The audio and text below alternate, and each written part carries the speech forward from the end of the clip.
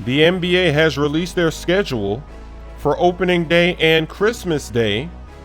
The Celtics are going to be playing the Cavs on Tuesday, October 17th to get the season started off. And the Rockets will take on the Golden State Warriors.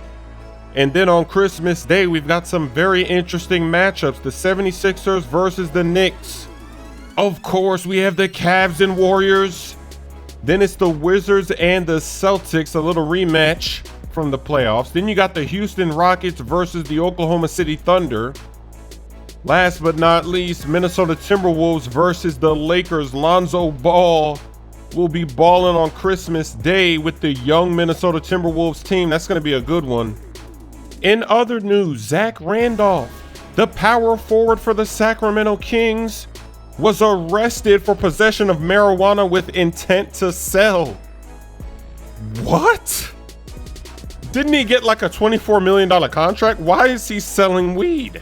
There's no way that he could make anywhere close to what he's making in the that makes no sense. Come on, cuh. That's a new move.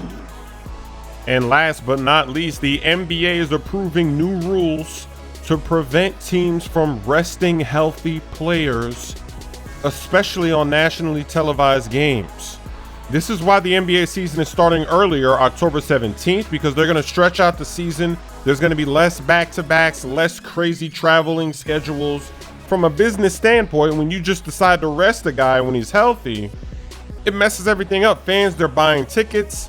A lot of times they don't give enough notice to let people know, hey, this game, this guy's not going to play. It just happens maybe an hour or two before the game. Fans have already bought their tickets. Let me know what you think about this, because we kind of had this discussion before when this was going on last season. The Spurs, they're known for doing this for many years, maybe even a decade or two. But last season, a lot of teams around the league were doing the same thing. We saw the Golden State Warriors do it. We saw the Cavs do it. So this has become a really big issue for the NBA. And they're already in one season changing the rules, changing the schedule to prevent it from happening. So let me know what you think of all of these developments. Look at this shot clock cheese.